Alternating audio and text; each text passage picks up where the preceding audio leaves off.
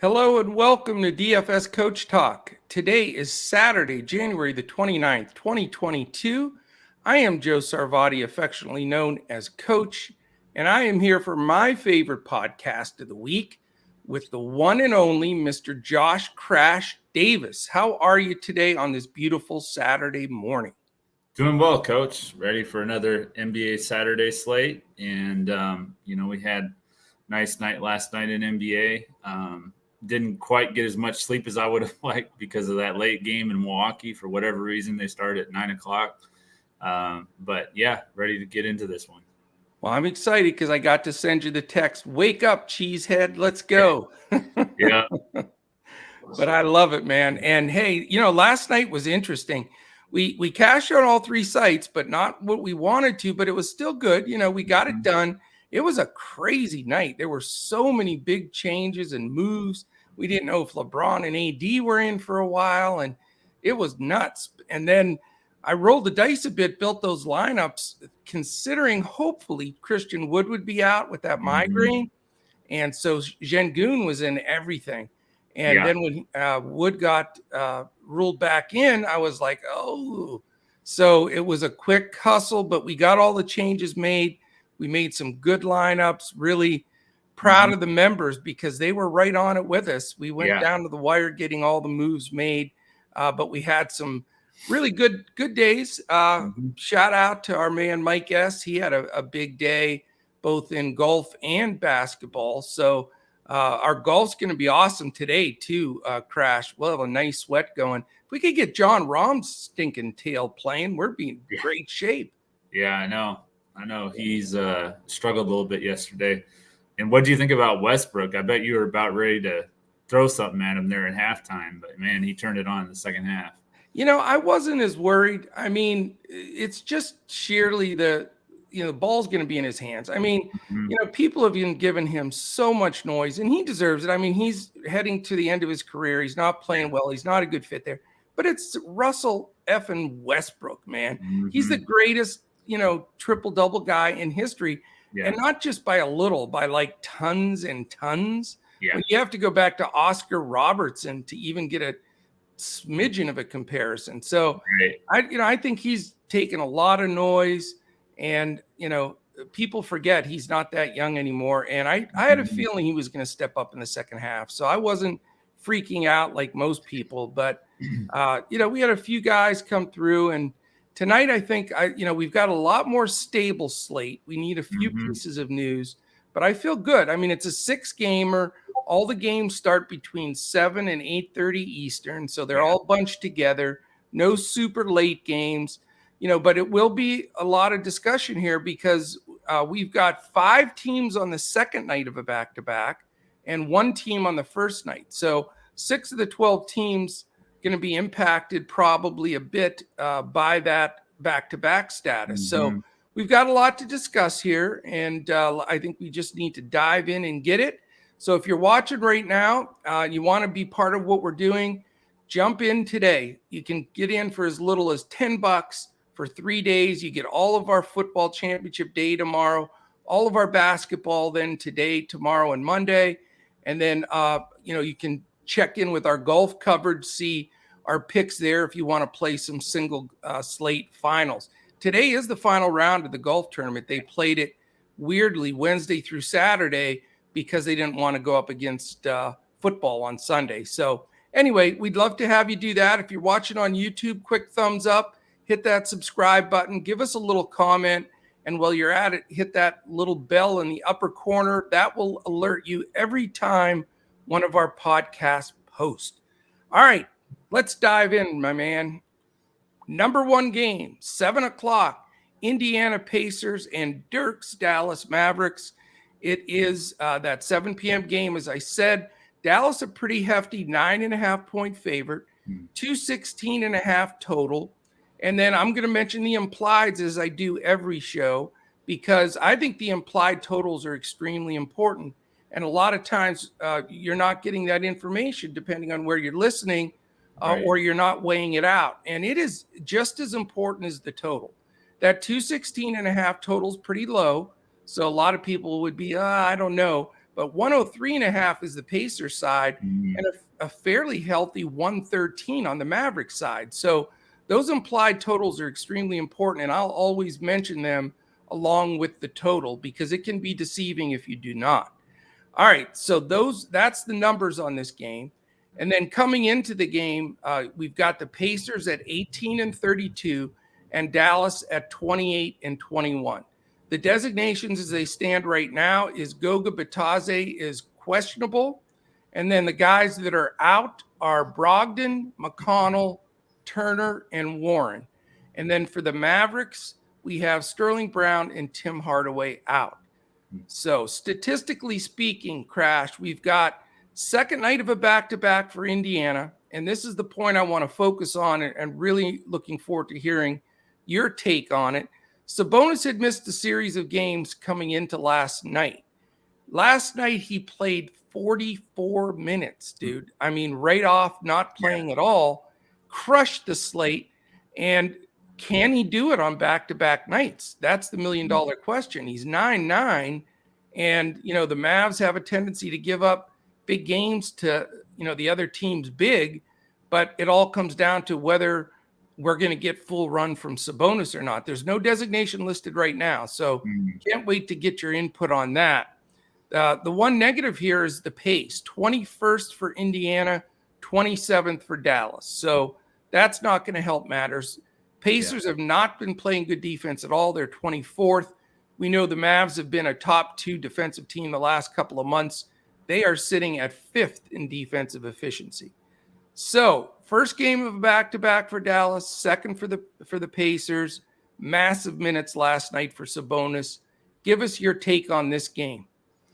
Yeah, we're going to have to wait and see what's going to happen with Sabonis because, you know, with him getting so many minutes last night and just coming off of that injury, very likely that he'll have limited minutes if he even plays at all. You know, you could possibly see him be rested on a second night of a back-to-back with that many minutes, you know, the night before. On the flip side of that, Indiana doesn't really have a lot, you know, at the position. Maybe Isaiah Jackson would probably be one guy I might take a look at. But outside of him, you know, Turner's out, Goga's out. So there's just not a lot down there in the paint for them to really go to besides Sabonis. Well, and with Goga, I noticed earlier this morning he was listed as out. And right now I have an update where he was just listed as questionable. Okay. That puts a real twist in it as well. And that just happened. So, you know, we need to, I agree with you. That's very important because Goga would play center. Right. Maybe he's questionable because they are thinking of resting Sabonis and maybe Bitadze can play.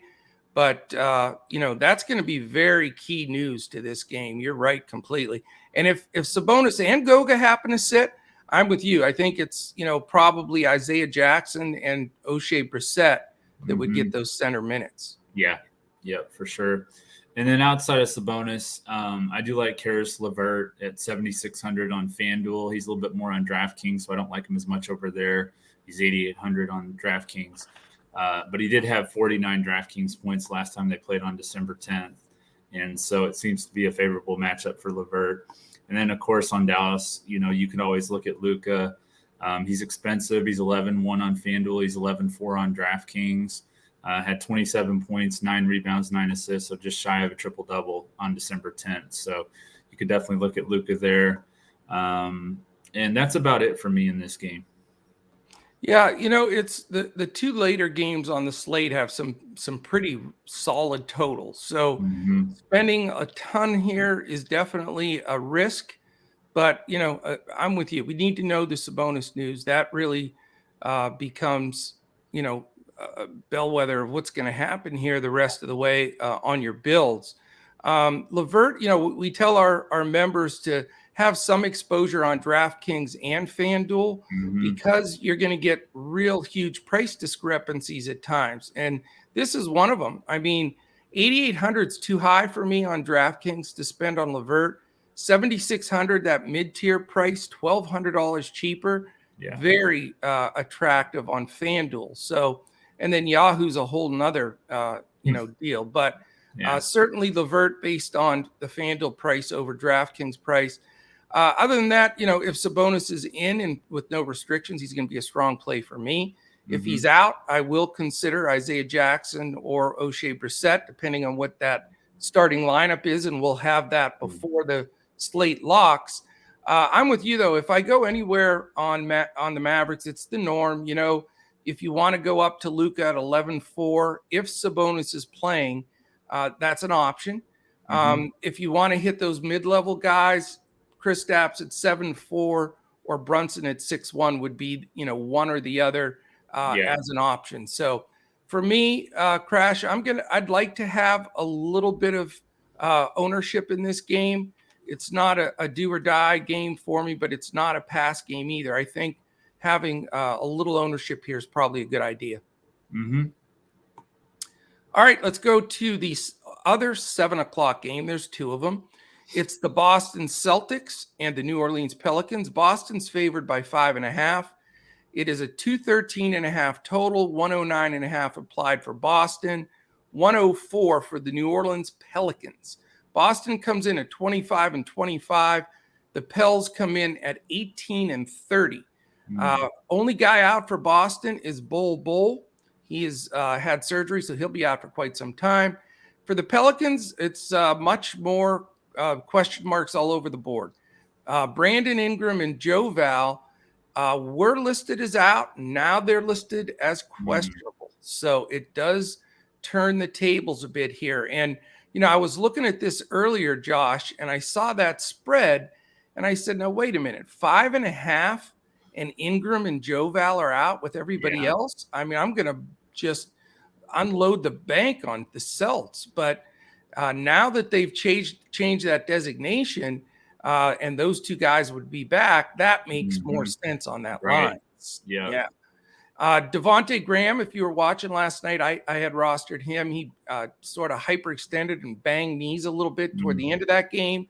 But it says he's doing better and that he is probable to play.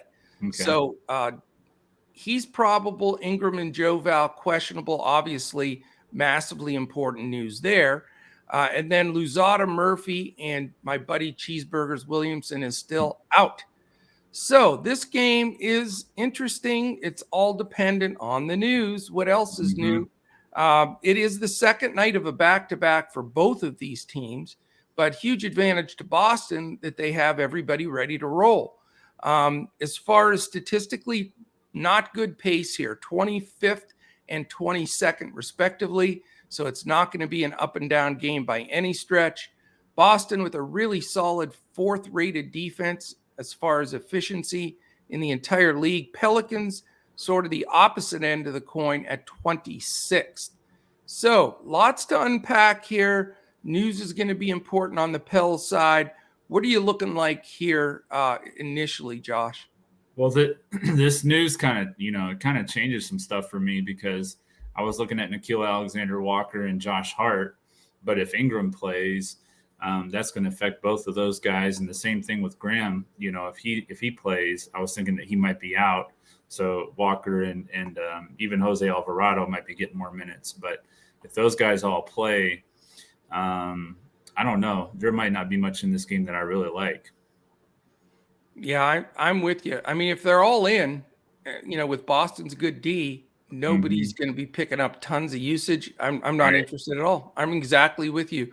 But if guys start falling out, if you lose a Graham and Ingram or Joe Val or any combination thereof, then like you said, all of a sudden Josh Hart, Herb Jones, Alvarado, those guys all become into the conversation. But that is a first game at 7 as well. So we should have the news. Right. That's good. What about the Boston side? The only guy I was looking at really was Marcus Smart.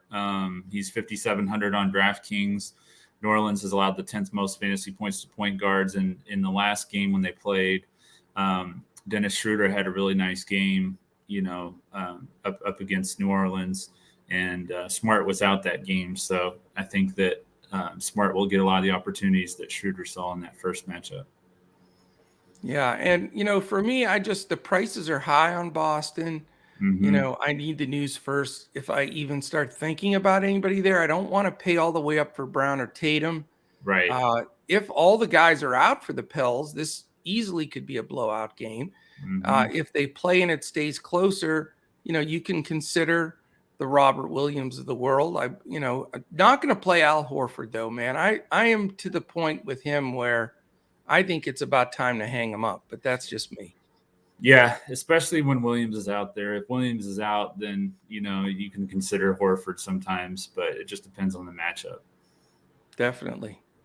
All right, let's fire over to game 3 here. It is the only 7:30 game on the slate. It's the Sacramento Kings at the Philadelphia 76ers.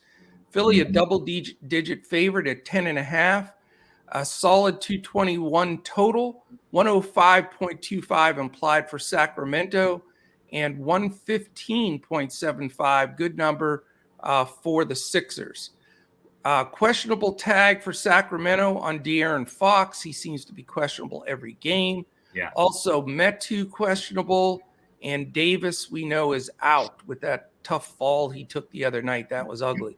And then on Philly's side, we go back to this questionable tag on Seth Curry, which is extremely important because it changes that whole guard rotation and usage for Philly. And Milton and Simmons, believe it, Simmons is out. I can't believe it. Yeah, Milton and Simmons are. So, island game for both teams. That's sort of a nice thing. There's only 2 of those games like that on the board. But as far as statistically backing that up, you got a massive pace-up game for Philly. Sacramento's the 5th fastest team in the league. So that is definitely a help to some of these Philly guys. Vice versa for Sacramento, though. Philly now the slowest team in the league, playing Embiid Bam Bam ball, and not Bam Adebayo. I'm talking Bam Bam for Joel, but they're the slowest, so definitely hurts some of the stock here on the Sacramento side.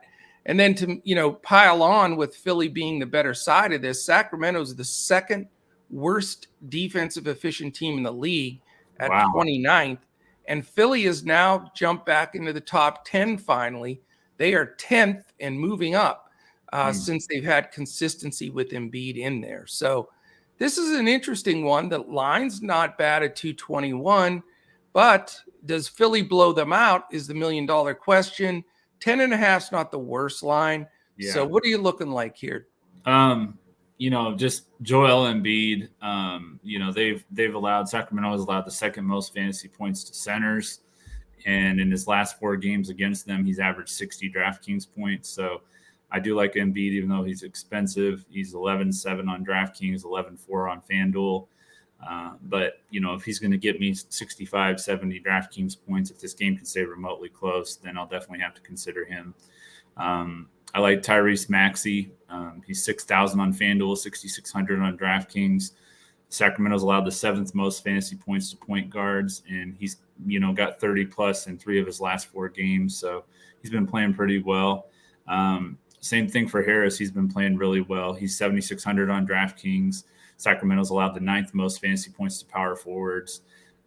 He scored 57 a couple of games ago, so he's really has a high ceiling for that price. So I do like Harris and Maxey as well as Embiid.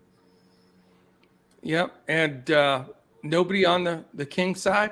Not at the moment. Yeah. It just depends on the news. If Fox is out, then I might have some Halliburton, but we'll see.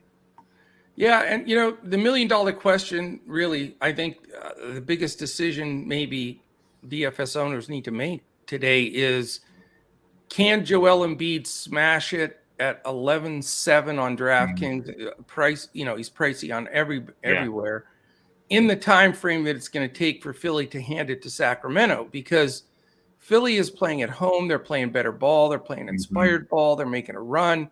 Sacramento's just a dumpster fire as usual.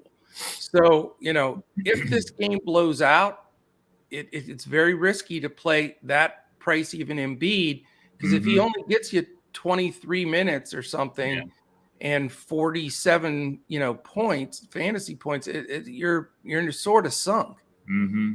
So that's the big decision. Because the other thing is maybe Fox plays, maybe Curry doesn't play. Right. And then all of a sudden it stays within 10, 15, and you can get that max game for Embiid. So that's the decision I know I have to make.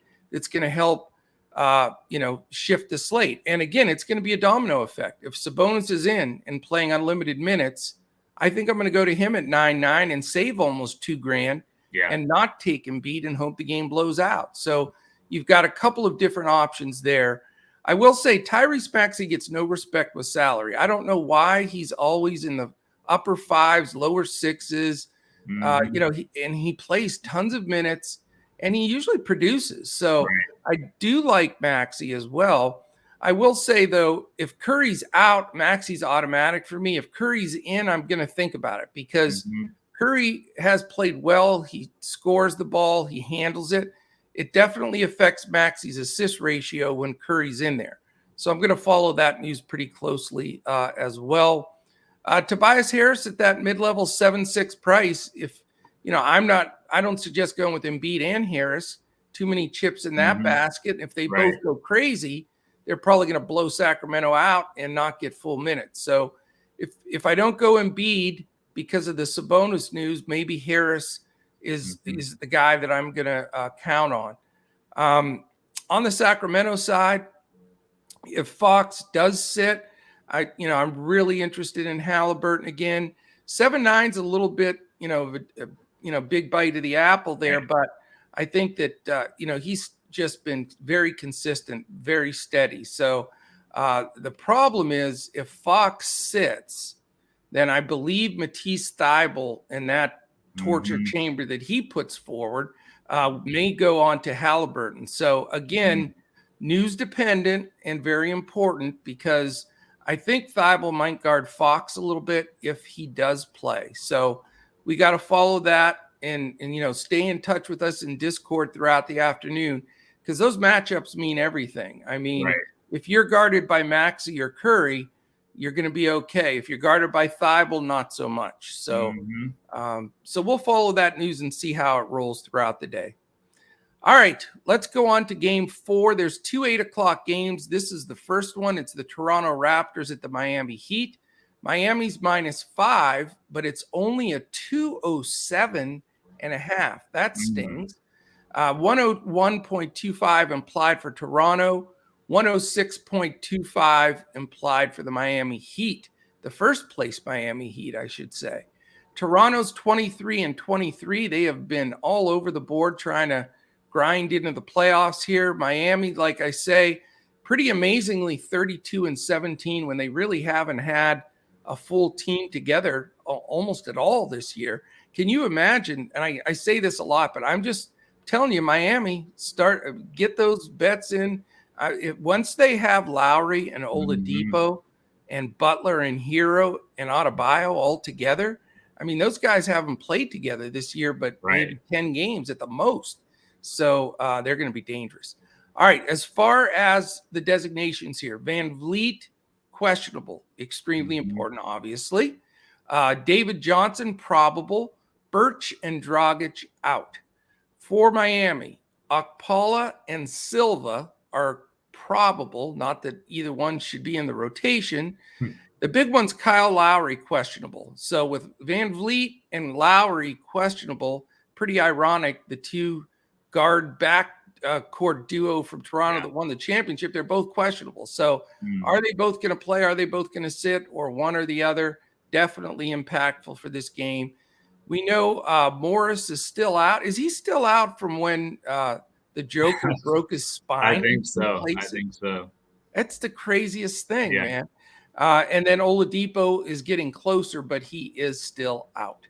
Statistically, 26th and 28th in pace, hence the 207.5 total. So you've got, two of the bottom 4 pace teams in the league, which really sucks. Toronto's only 17th defensively, middle of the pack. Miami, a top 10 team all season. They're 6th. So what do you make of this low-scoring, low-paced, probably game here in Miami tonight? Yeah, it's once again going to be dependent upon the news. If Lowry's out, you could look at Gabe Vincent. He's 5,000 on both sites. He's been pretty decent value play. Jimmy Butler, he's a little bit lower, I think, than he's been lately. He's 8,700 on FanDuel, 8,600 on DraftKings. He did have 51 DraftKings points against them on January 17th with a triple-double. He had 19 points, 10 rebounds, 10 assists. So I do like Jimmy Butler here if Lowry's out. And then if Fred VanVleet's out, you could look at Gary Trent. Now, my question for you would be, do you think that he'll see Jimmy Butler's defense if VanVleet's out? That's a very good question. I mean, it very well could be either that or he guards OG Anunoby, who's picking it up a little bit. Yeah. So, that is within question. Duncan Robinson, his defense has improved as well. So that's going to be interesting. Again, it's going to be up to the news, but it is possible that Butler guards VanVleet, Trent, or Anunoby. We need to follow the news, see who's in, who's out. Yeah, and then the other play I like is a value play. He had Precious Achiuwa. He's only 3,600 on DraftKings. He had 30 DraftKings points against Miami on January 17th. And a lot of people would probably look at Boucher. You could look at him, but he's 2,000 more than Achiuwa. So I kind of like Achiuwa for the value here. Yeah, and Achiuwa, obviously, it's, the revenge narrative. He's playing in Miami, the team that drafted him, and then he was part of that big trade, right?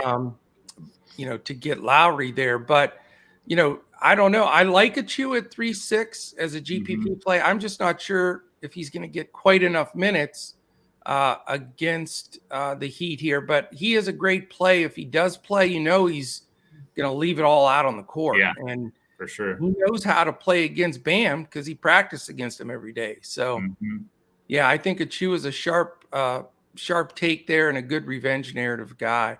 If VanVleet sits, I think Gary Trent at 5.4, you got to at least consider him, man. He's underpriced for a guy that's going to have the ball in his hands and play that many minutes. So I do agree with you there. Anunoby at 7K, like I say, I think he'll get some Butler defense. I think Barnes will get some Tucker defense. So not really excited for those guys in this matchup. But the good thing that Toronto has going for them is it's an island game for them, and tonight's the second night of a back-to-back for Miami. Right. So, generally when Butler plays, it doesn't matter. I mean, either he sits and doesn't play, or when he plays a ton of minutes and is awesome. So I'm not afraid of it being a second night of a back-to-back for Butler. Right now, there's no designation for him. So at that 8.6 price, I sort of like him. I mean, OG can play good D. Barnes plays good D. I get it. But I think, I actually think they may challenge Barnes and have him guard Jimmy. So not flying to Butler, but I think his price is good. Bam at 7.3, I'm definitely have some interest there. When they play small and play Siakam at the big, I think Bam has a big advantage there. Yeah. And if they do decide to go bigger and play Precious, I wouldn't mind having a Precious versus Bam heads up duo here if you can play the two centers on some of the sites. But after that, with Hero back now and playing great, Duncan Robinson playing decent, you're getting a lot of usage for a decent amount of guys here on both sides. I don't like the total. I don't like the pace. So I'm not going to spend a bunch of money in this game. But I do think that, you can cherry pick a guy or two from one side or the other as far as a one-off. Anything else with that one? No, that was it for me on that one. All right, we have the two last games, only 8 and 8:30, but they're the two late games. They're the two highest totals by a decent amount here. So probably going to get a lot of interest in these late games and having decent amount of exposure. The first one is that 8 o'clock game, Memphis at home versus the Wizards. Memphis minus 5.5, 228.5 total, 111.5 implied for Washington, 117 for the Memphis Grizzlies. Washington at 23 and 25. And is this their first game after that complete 35-point collapse against the Clippers? I think so. So how, who knows how they're going to react? I heard there's turmoil, people unhappy with minutes. They're having all kinds of issues there. And to be 2 games behind, below 500, do you know that they were number 1 in the Eastern Conference for a while? Yeah, they were. So, yeah, it is collapse going down with the Titanic here right now. But there is good news for Washington. They have no designations, nobody out. And actually, that's probably bad news because their biggest problem is once they had Bryant and all these guys come back, they're like 11 deep, and I don't think he knows who to play. Right. And so they're having a hell of a time. So we'll talk more about that. And then on the Memphis side, we've got probable tags on Anderson and Jones. So 2 nice pieces off the bench for Memphis that helps their depth. Brooks is out. Statistically speaking here, Washington 20th in defense, which is a real free fall. Memphis is all the way up to 3rd. Again, they've been fantastic in the last 2 months defensively. I'm sorry, that's pace-wise. Memphis is 3rd in pace. Washington 20th. I flipped my numbers. So same thing there. Pace up for Washington, pace down for Memphis. It's the defensive side, similar to what I was saying, 21st for Washington, so not great. Top 10 for Memphis, 8th, although they've been 2nd or 3rd, right in that neighborhood the last 6 weeks. So Memphis playing great defense. All right, man, this is a tough one. A lot of possibilities here. We don't have a lot of question marks. We sort of know what we're going to get with these 2 teams. How do you see this shaping up with this big total, and are you going to focus on this game? I'm actually not going to have as much of this game as you might expect. Part of it because, like you said, Washington's kind of in that free fall right now. I do like Ja Morant as another pay-up option. He's 10-6 on FanDuel. He's 10-3 on DraftKings. He scored 60-plus in 4 of his last 5 60-plus DraftKings points. He had a triple-double last night with 30, 10, and 10. So he's just really putting up really big numbers. He did play 36 minutes, but he's young, so we'll I expect to have another, big performance from him tonight. And then Jiren Jackson, I know he's not your favorite guy to play, but he's 6,800 on DraftKings. He scored 35 plus DraftKings points in 4 of his last 5 with 44 in his last 2 games.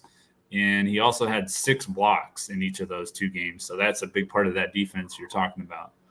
Wow. A lot of blocks. So Jackson and Morant are my 2 favorite plays. Not really sure about Washington. You've got Beal and Dinwiddie are playing together now. You've got all those bigs, Bryant, Gafford, Harrell, and then small forward, you've got Kuzma and Rui's back now. So just kind of a logjam across the board for Washington. So like you said, it's kind of led to them not knowing who to play sometimes. So yeah, it's tough on that Washington side. I mean, you're really taking a shot of getting burned or, maybe having somebody with a takedown kind of performance, but you just don't know. Right. Just the rotation. I mean, Dinwiddie, Beal, KCP, Kuzma, Gafford, Avdia, Hashimura, Kispert, Bryant, Harrell, Bertans, and Neto. Those guys are all getting minutes. That's 12 guys. You just can't make 12 guys happy. Now, right. Maybe chop off Bertans and Neto a little bit. That's still 10 guys. I mean, we're not talking chumps and Harrell and Bryant.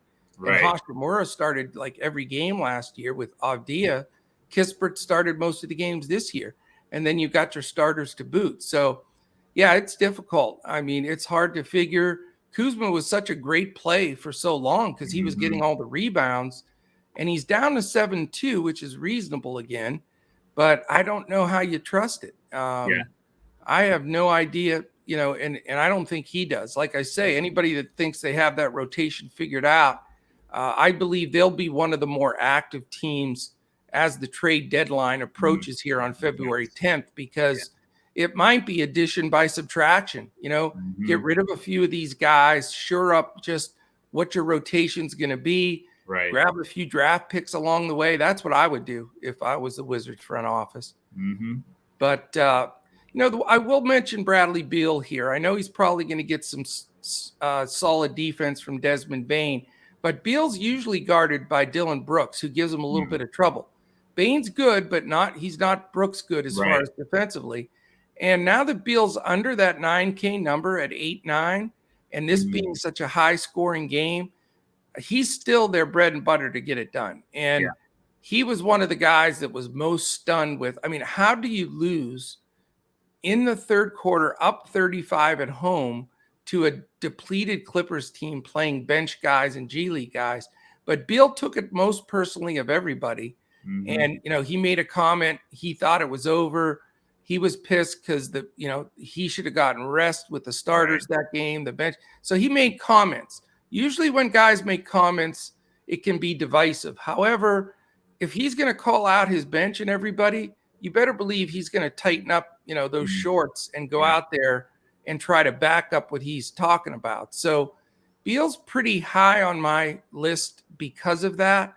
And if this game stays within the Vegas spread 5.5, it's going to be because Beal's pouring in probably 30 real points. So I'm high on Beal tonight.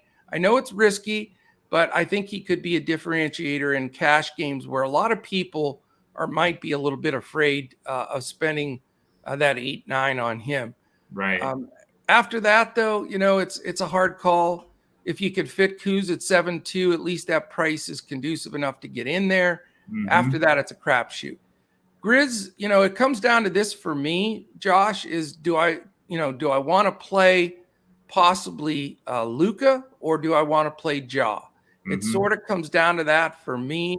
If I'm going to pay up at guard, those would be the two that I would look at with James Harden and Kyrie in this next game. Those are you can't really play more than one of those four, in my opinion, if you really want to build a good lineup.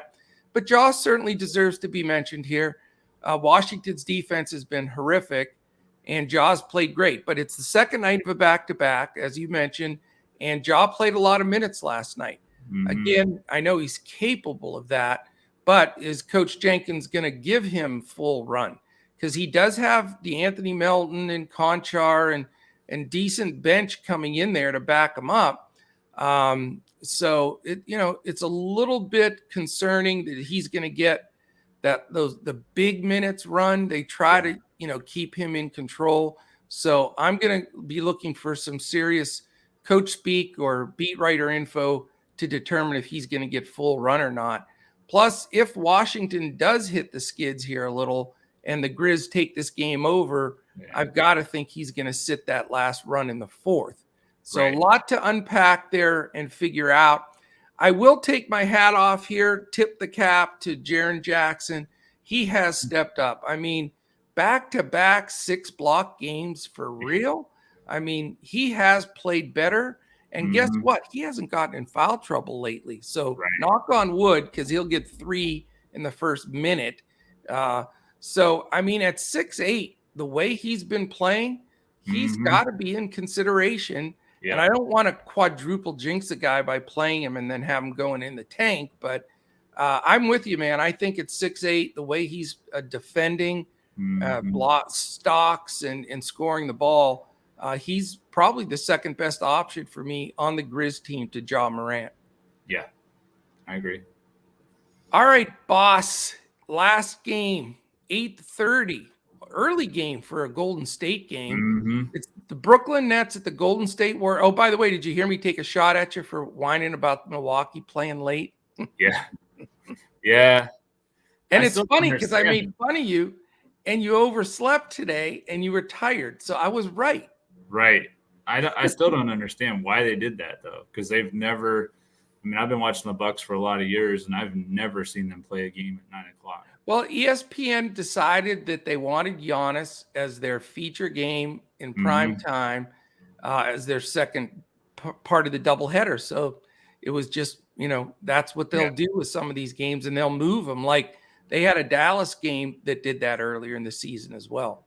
So, yeah, pretty funny, though. Yeah. All right. the last game, like I said, it is Golden State Warriors hosting the Brooklyn Nets. So fireworks, scoring all over the place, all-stars, Hall of Famers all over the place here. And then, of course, the all-star starter, Andrew Wiggins. Can you explain that to me, sir? No, not at all. Doesn't make any sense. I'm somewhat old school. I'm furious about it. I know, who cares, this and that. I think it is BS, man. Did you see he beat out Chris Paul, Devin Booker, Luka Doncic? Come on, man. Yeah. That's ridiculous. I think, I get it. Fans can stuff the ballot box, but they changed the rules. It's only 50%. I don't think Andrew Wiggins is an all-star in his own team, let alone in the whole league. No, that's ridiculous. I'm infuriated about it, but it is what it is. So this game should be fun. It's going to be very highly owned. Everybody's going to be watching it. It's, you got all the stars. So I think it's going to get over-owned. I do think you have to definitely have exposure here. But there's going to be a lot of guys that just say, okay, I'm putting 3 Brooklyn, 2 Golden State guys in, whatever, and just stack City. I'm not as confident that that's the case. I do want exposure here, but I'm not, going bonkers on this game. So anyway, let's go. I don't even know what I mentioned here. Golden State 6.5 favorite, 231.5, biggest number on the board.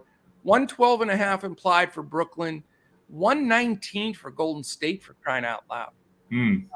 Brooklyn comes in 29-19, 10 games over 500. Golden State comes in 36-13, very, very solid, 23 games over 500. As far as injuries, we know Durant, Harris, and Millsap are out for Brooklyn. Bielitsa questionable for Golden State. Draymond, Iguodala, and Weissman out for the Warriors. So very interesting here. You've got Brooklyn with the 6th fastest pace. Golden State somewhat have been in the middle of the pack in that category at 18th. Brooklyn is 13th, so also middle of the pack, if you will, defensively. Golden State still remains number 1 in the league in defense.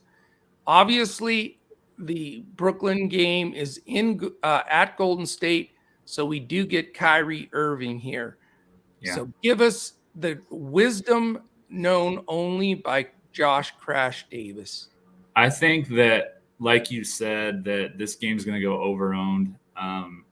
I think for cash, I'm probably looking at one of Curry or Harden. For GPPs, though, I'm kind of looking at some value here. Jordan Poole's still been playing pretty well. He's only 5,300 on DraftKings, even though Klay Thompson's come back. And then Klay Thompson, at 5,500 on DraftKings, he looked pretty good against Minnesota. He hit 5 out of 9 threes. So it seems like his rhythm's starting to come back for him. So I think that Klay Thompson's going to be a nice play here. He'll probably be pretty high owned, I would think, at 5,500. That's very cheap for him. And then Harden struggled the last time they played Golden State, but Durant was playing in that game, so that could have taken a lot of that usage away from him. And but Draymond. At 11-2, and Draymond was playing too. At 11-2, I'm not sure if I'm going to go there or not. And then Curry is always dependent upon how he's shooting. So he shot well the last game. Will he follow that up with another big game? It's hard to say. Especially Kyrie's going to be guarding him too, and Kyrie's giving him some fits at times. Definitely. What other value are you looking at here? Any of those cheaper Brooklyn guys? I was trying to think. Is Day'Ron Sharp's not getting the minutes like he was? Is he? No, he was out before, and then that has been. Let me make sure there's no other designation on him. Nothing right now, as far as him being out. So I think he's in. But, I believe he was scratched the last game. Let me check that, because they used Aldridge a ton, and they used, and Claxton will probably get some of those minutes. So, in the last game that he played on the 25th, he only played 11 minutes. So that's a tough call. Let's see here. Yeah, the question will be, how many minutes is he going to get? How's that going to work with Aldridge and Claxton? Right. And that's what I don't like is with Aldridge and Claxton in there, it squeezes him out. So I'm not really sure. Maybe Patty Mills, maybe Kessler Edwards, one of those guys. But that's about it for me. Yeah. What about Irving? Did you mention Irving? I might have missed it. I didn't. How much is Irving? I was thinking he was a little pricey. Well, let's see. He's 9.4 on FanDuel. And then on DraftKings, he is 9.5. So, he's expensive, but not like over the top crazy expensive. You know? Yeah. He hasn't been hitting, for what we would need for him at that price. He hasn't really been hitting that number. I think it's pretty hard to kind of get in a rhythm the way he's playing home, away games only and not playing at home. Right. So yeah, that's a concern for me, is if he's going to hit his value at that price. I'd probably rather just pay up for Morant or somebody like that. Okay. And just to clear up the Day'Ron Sharpe, yes, he did get scratched on the 26th, and that the 25th was the game I had mentioned. He played just under 11 minutes, only 12 fantasy points. A game before that, 20 minutes with 19 fantasy points. Now, we know he can score and get it done when he's in there, but with the Aldridge and Claxton being in the mix, probably very, very risky of a chance there. So I'd be careful with that one. I did want to say too, it is an island game for both teams. So, that gives a little extra for Curry and especially Klay Thompson. I think Klay Thompson's just a misprice, don't you think? Yeah, for sure. I mean, the dude's shooting the ball, and if you watch the games, they're setting him up to get shots. Right. I mean, and you can tell Curry has definitely decided, hey, we need to get Klay tuned up and going.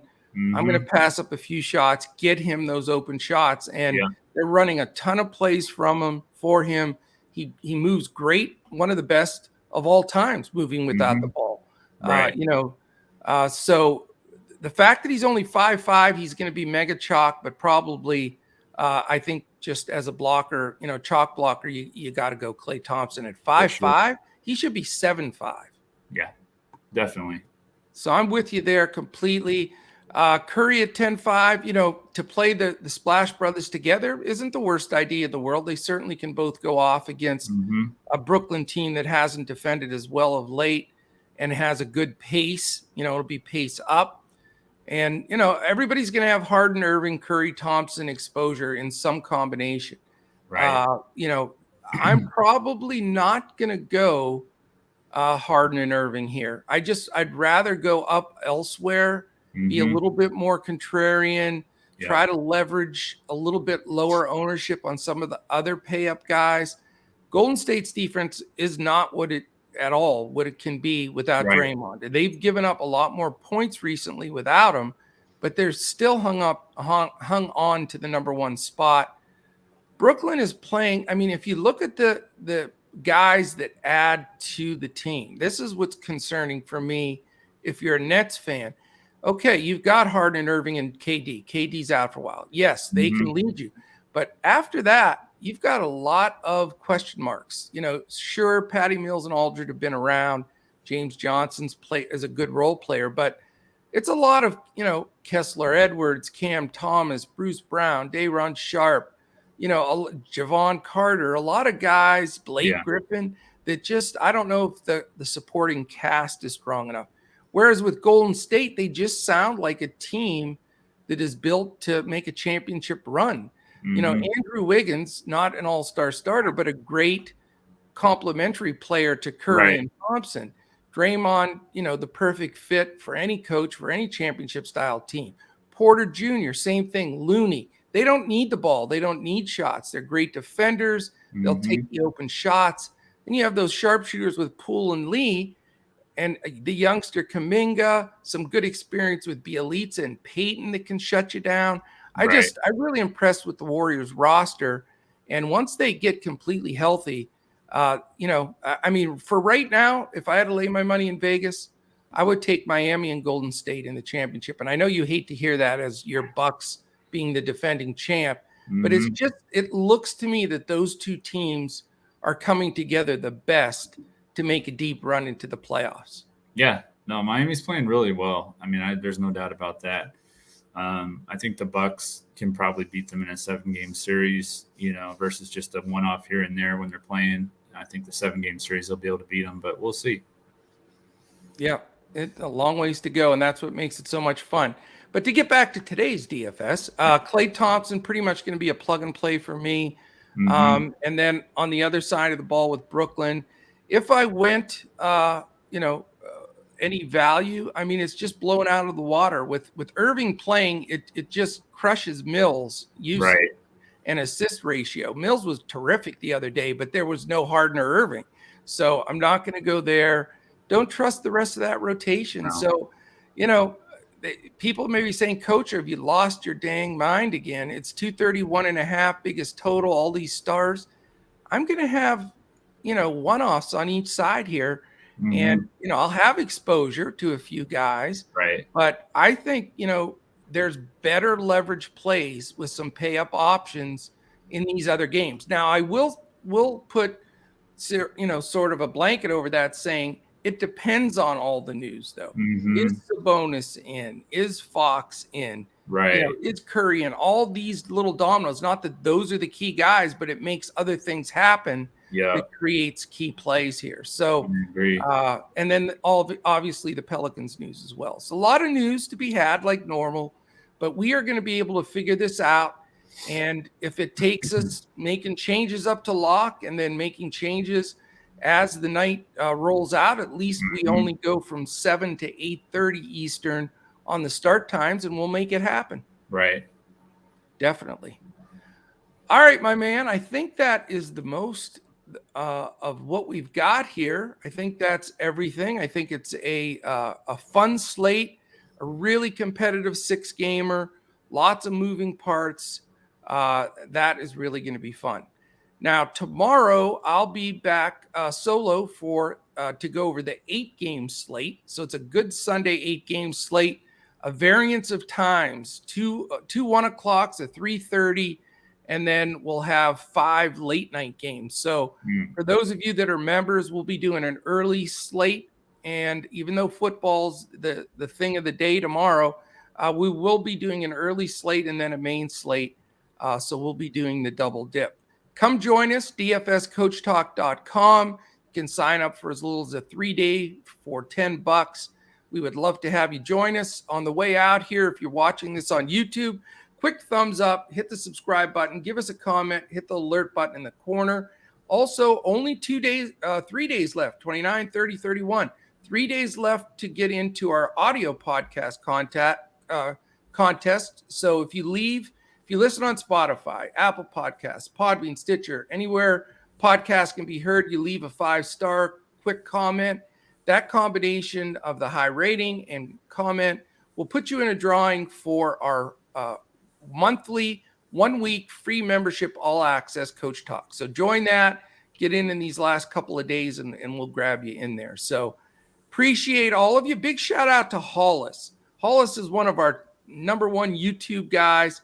He's always in there listening, giving us shout outs, questions, weighing in. So thanks, Hollis, for listening every day. We appreciate you and all of our listeners, both members and non-members. So fantastic.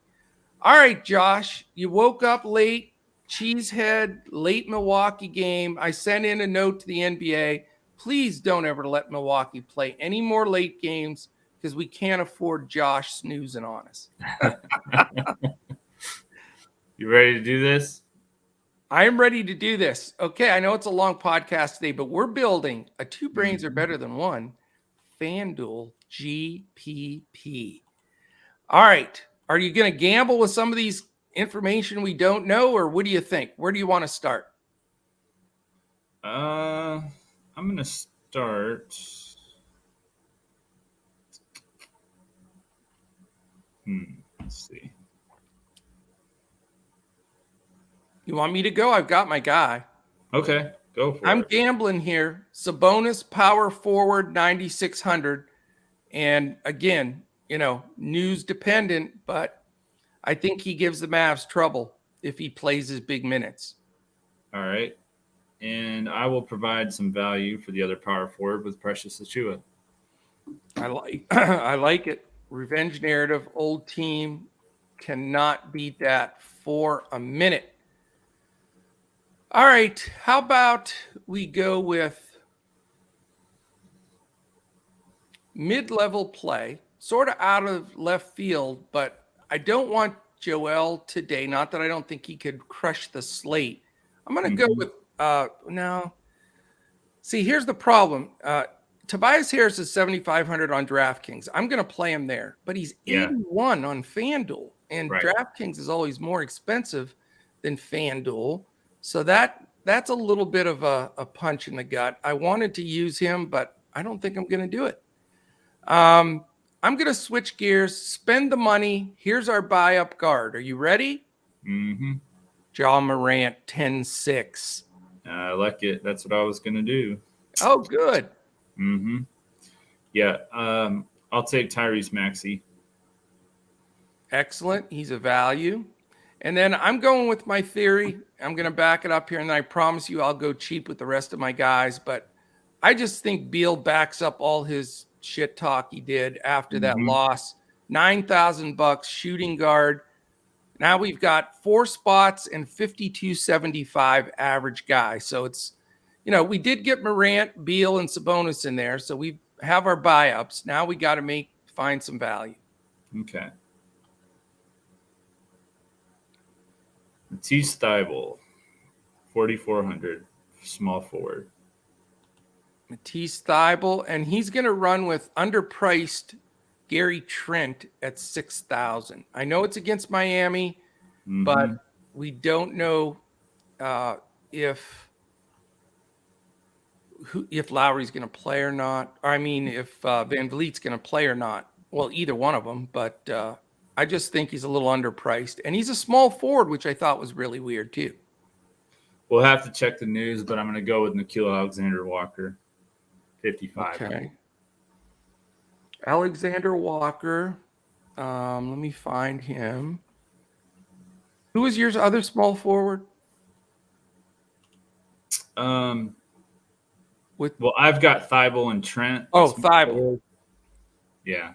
Okay, so we have a center for 5,200 is what's left. Yep. What do we have down there, buddy? How about Willie Hernan Gomez? 17 and 16. Come on. Yeah. But the problem is Mr. Adams is going to play.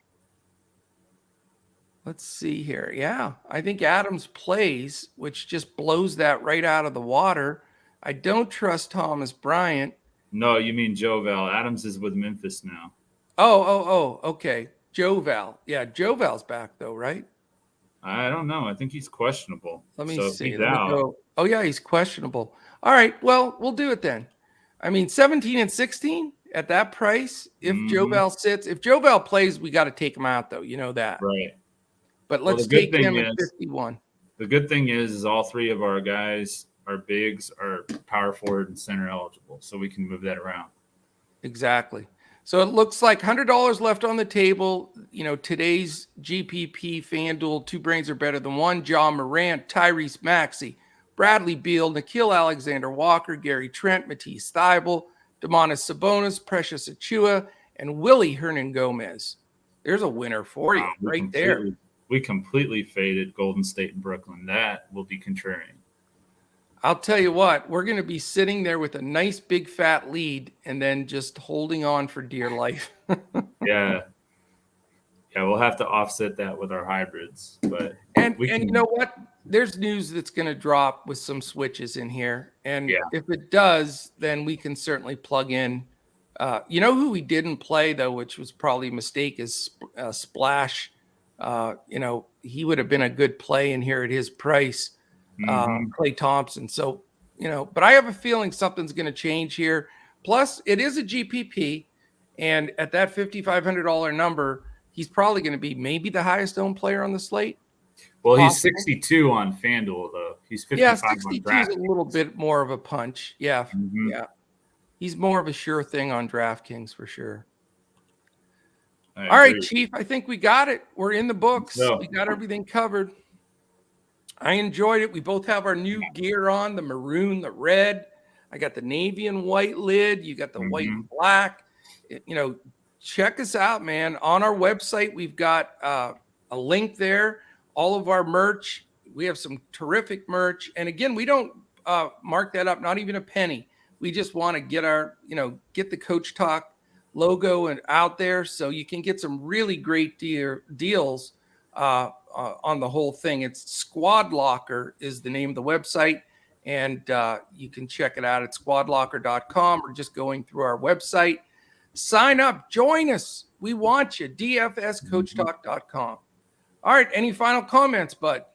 Yeah, I was just thinking as we're talking, these are kind of the Kansas City Chiefs colors, and that's who I'm cheering for now that my Packers got upset by San Francisco because of their stupid special teams, which failed them all year, bit them in the butt at the end of the worst time possible. So, yeah, very upsetting. That was gut-wrenching, man. I felt for you. That was awful. Tough way to go down. Yeah, and 2 weeks in a row, San Fran wins those games against our two teams. Right. In bizarre fashion. I did not see that coming. No, that's true. They knocked both our guys out. So yeah. What is your pick for the two games tomorrow? Oh, tomorrow, Kansas City and San Francisco. And I'm going Kansas City and the Rams. So we'll see. We'll see how it plays out. Yeah, should be fun. Definitely. I don't know if it'll top last week. That was insane. All those games. I think it was the best football I've ever watched in one day, as far as just insanity. It was just fantastic. Yeah. Hard to beat. We'll probably get dud games tomorrow. Right. But if you haven't caught our NFL podcast, definitely tune in. The guys really smashed it. They did a great job. So, all right. Thanks so much for joining me this morning. Appreciate everybody listening in. It's going to be a fun weekend of sports. Let's get these golfers making some eagles and birdies, and let's sweep the board this weekend. So thanks for listening in. Appreciate all of you. Have a fantastic weekend. For Josh Crash Davis, I am Joe Sarvati, affectionately known as the Coach. We'll catch you again tomorrow when we look to crush it in DFS.